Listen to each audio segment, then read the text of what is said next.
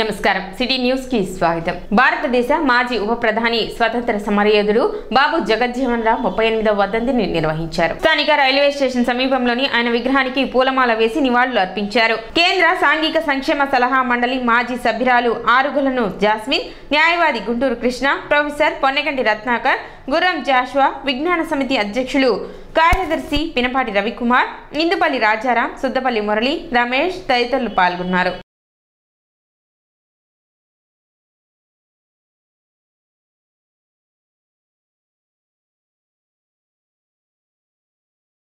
ఈరోజు మన ప్రియతమ నాయకులు పూజ్యులు బాబు జగజ్జీవన్ రామ్ గారి వర్ధంతి 38వ వర్ధంతి సందర్భంగా ఈ రైల్వే స్టేషన్ రోడ్లో మనమందరం కలిసి ఆయనకి నివాళులు అర్పించడం జరిగింది.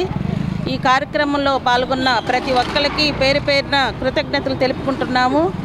బాబు జగజ్జీవన్ రామ్ గారు మన భారతదేశానికి స్వాతంత్ర సమరయోధుడు, సీనియర్ అన్డిఫీటెడ్ పార్లమెంటేరియను, 40 సంవత్సరాలు ఏకగ్రీవంగా ప్రతి పోర్ట్ఫోలియో చేసి భారతదేశంలోనే మహాత్మా గాంధీ గారిచే అన్మోల్ మోతి అంటే అమూల్యమైన ముత్యము అని అనిపించుకున్న మహానుభావుడు మన బాబు జగజ్జీవన్ రామ్ గారు. బాబు జగజ్జీవన్ రామ్ గారి 38వ వర్ధంతి సందర్భంగా ఈరోజు తెనాలి స్టేషన్ రోడ్లోని బాబూజీ గారి విగ్రహం వద్ద ఆయనకి మేము ఘనంగా నివాళులు అర్పించడం జరిగింది. నేను బాబు జగజ్జీవన్ రామ్ గారిని గొప్ప సంస్కరణవాదిగా నేను అభివర్ణిస్తాను. ఎందుకంటే ఈ భారతదేశంలో ఏవైనా సంస్కరణలు మొదలైనవి అంటే అది బాబూజీతోనే మొదలైనవి. ఆయన ఏ పోర్ట్ఫోలియో చేసినా కానీ కూడా ఆ పోర్ట్ఫోలియోస్లో ఆయన ఎన్నో సంస్కరణలు తీసుకొచ్చారు.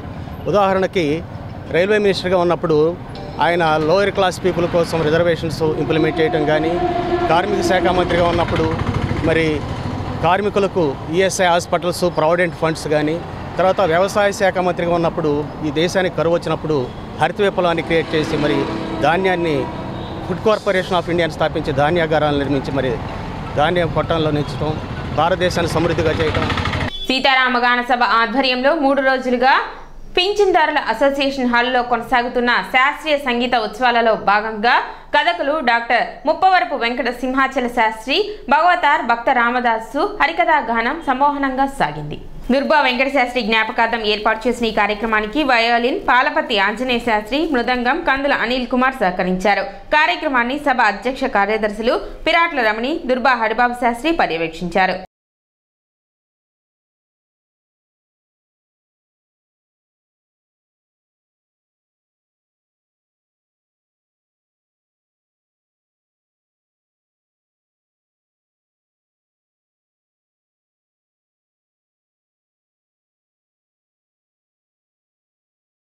భగవంతుడిని ఏదడిగితే అది అడగకూడదు, ఏది అడగాలో అదే అడగాలి.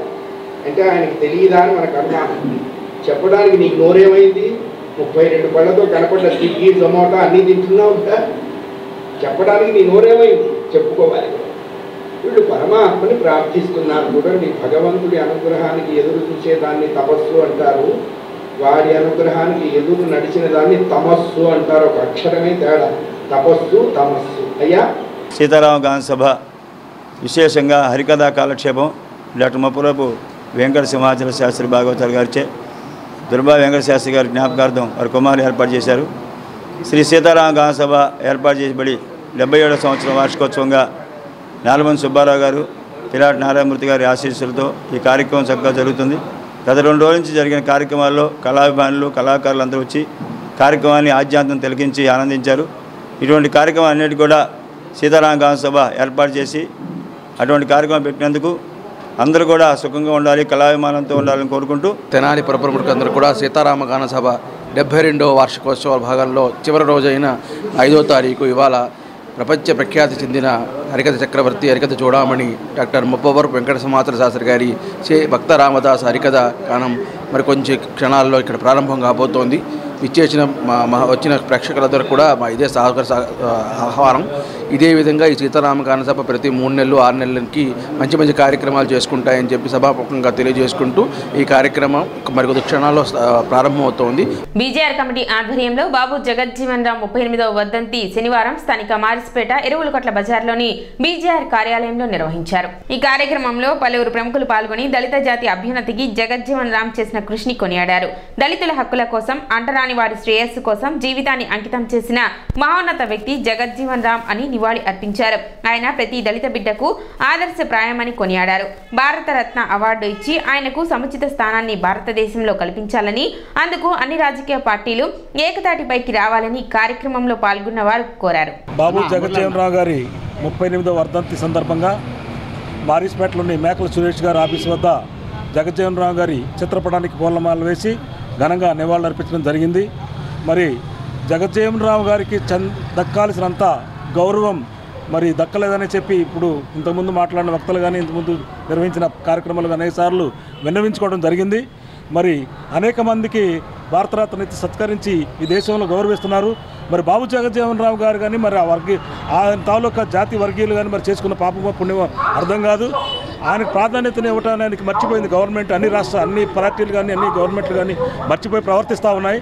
మరి దీని మీద దళిత, బీసీ, ఎస్టీ వర్గాలు కూడా రాజకీయ ప్రతినిధులు కూడా స్పందించాలా, పార్లమెంట్లో కూడా ప్రస్తావన తీసుకురావాలా. ఈ కార్యక్రమంలో కమిటీ అధ్యక్షులు మేకల సురేష్, సెక్రటరీ సిద్దిల కమలాకర్ రావు, ప్రొప్రైటర్ పొన్నగంటి రత్నాకర్, న్యాయవాదులు ఇందుపల్లి రాజారాం, సుద్దపల్లి మురళి, ఏ జాస్మిన్, ఎంఆర్పీఎస్ మాజీ పట్టణాధ్యక్షులు కొండమూది బోసుబాబు, కొండమూది రమేష్, పినపాటి రాజేష్, కటవరం వినోద్, పినపాటి జనార్దన్ తదితరులు పాల్గొన్నారు. తెనాలి బీజేఆర్ కమిటీ ఆధ్వర్యంలో దళితులకు ఎనలేని కృషి చేసిన బాబు జగజ్జీవన్ రామ్ గారి 38వ వర్ధంతి ఈరోజు మా పెద్దల ఆధ్వర్యంలో ఇక్కడ నిర్వహించుకోవడం జరిగింది. తెనాలి బాబు జగజ్జీవన్ రామ్ కమిటీ తరఫున జగజ్జీవన్ రామ్ గారికి భారతరత్న ఇవ్వాలని మా కమిటీ తరఫున డిమాండ్ చేస్తున్నాం. ఆయన సేవలు ఏ ఒక్క శాఖలో పనిచేసినా కానీ ఆ శాఖలు ఎంతో ఉన్నతంగా వెలుగొందాయి. దళితుల అభ్యున్నతికి ఆయన ఎనలేని కృషి చేశారు. ఆయన కృషిలో భాగంగా ఈరోజు మేమందరం ఇక్కడికి వచ్చి రాజకీయంగా ఉన్నామంటే వారు చేసిన కృషే. వారి యొక్క భావాలను ఆదర్శంగా తీసుకొని అందరూ ముందుకు కొనసాగాలని కోరుతున్నారు. అనంతరం ఐతానగర్లోని బాబు జగజ్జీవన్ రామ్ విగ్రహానికి పూలమాలలు వేసి నివాళి అర్పించారు.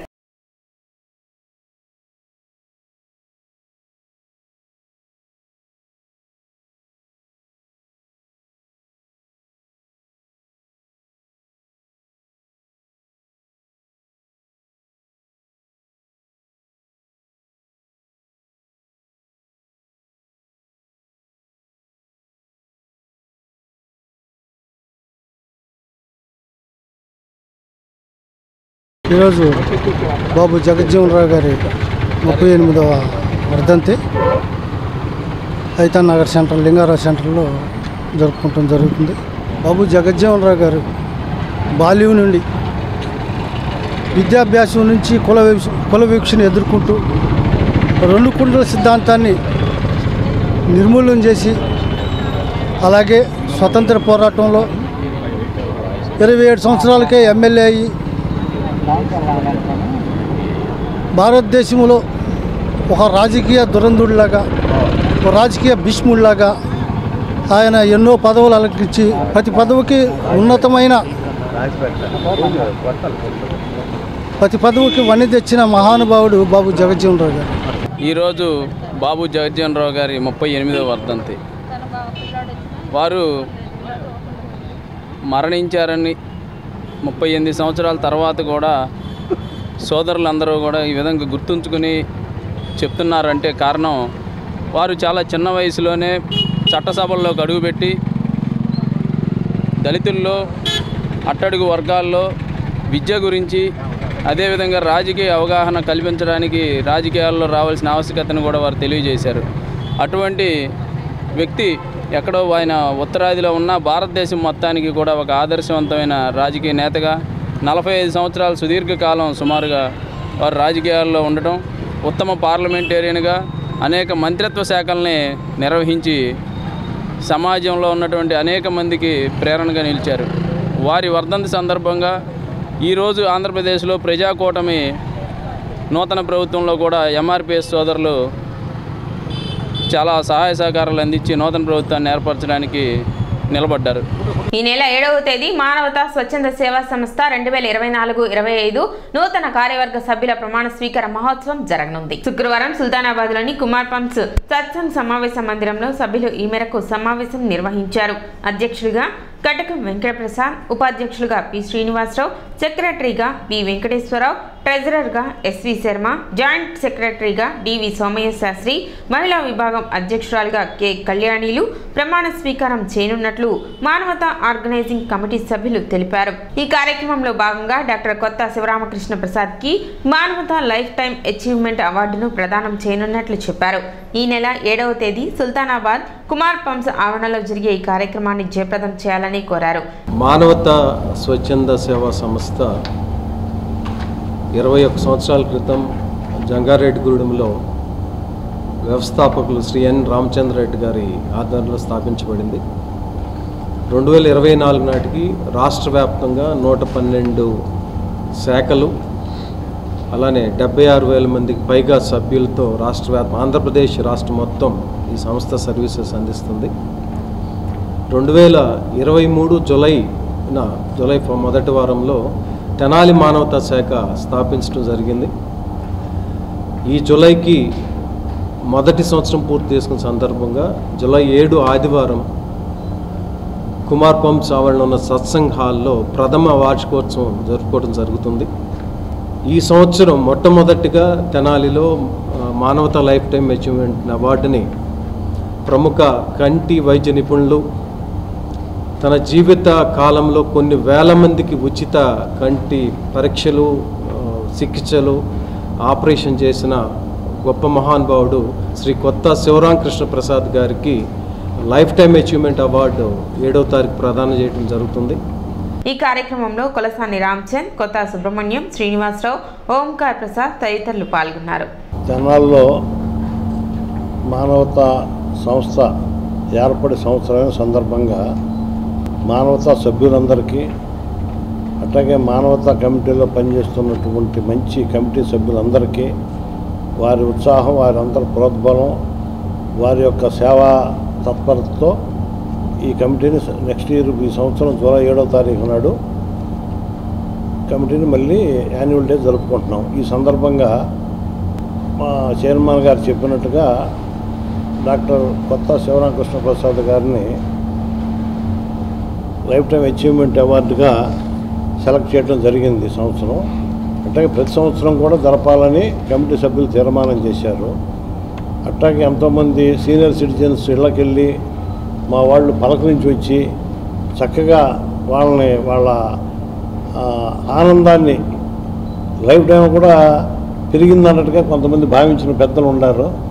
మానవతా అనే సంస్థ మా చైర్మన్ గారు చెప్పినట్లుగా ఒక మహోన్నతమైన సంస్థగా రూపుదిద్దడానికి ఫౌండర్ చైర్మన్ రామచంద్రారెడ్డి గారు తన జీవితకాలాన్ని దారబోసి ఒక అద్భుతమైనటువంటి నవ సమాజం, కొత్త సమాజం స్థాపనలో ఆయన వంతు కృషి చేశారు.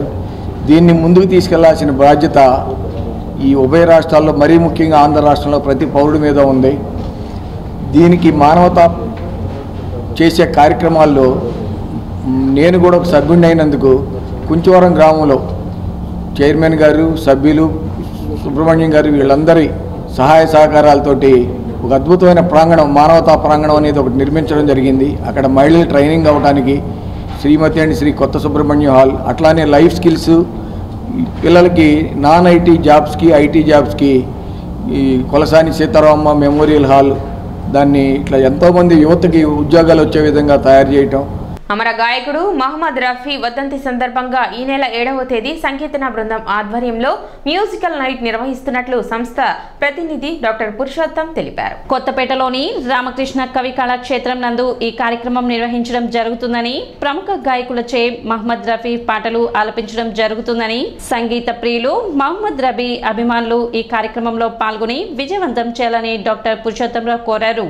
అమర గాయకుడు మహమ్మద్ రఫీ 44వ వర్ధంతిని పురస్కరించుకొని ప్రతి సంవత్సరం మేము జూలై నెలలో నిర్వహించే సంకీర్తన సంస్థ తరపున కార్యక్రమం మహమ్మద్ రఫీ మ్యూజికల్ నైట్ ఎల్లుండి ఆదివారం తెనాలి రామకృష్ణ కవి కళాక్షేత్రంలో సాయంత్రం 6:30 నుంచి ఖచ్చితంగా 9 గంటల వరకు జరుగుతుంది. ఈ కార్యక్రమంలో విశిష్టమైన ఆర్కెస్ట్రాతో పాటుగా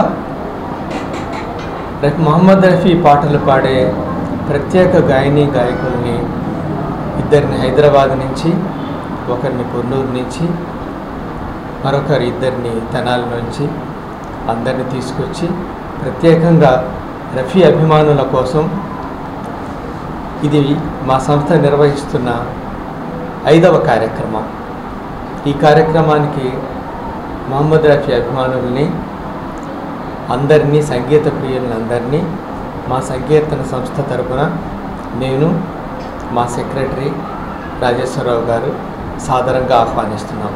ఇందులో పాల్గొనే గాయకులు షానవాజ్ అహ్మద్ హైదరాబాద్ నుంచి, మిసెస్ శారదా రాజా హైదరాబాద్ నుంచి, అలీఖాన్ గారు కొన్నూరు నుంచి, షేక్ సైదా తెనాలి నుంచి,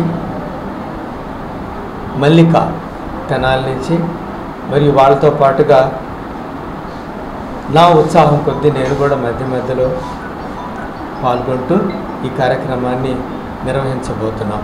సిటీ న్యూస్ ఇంతటితో సమాప్తం. నమస్కారం.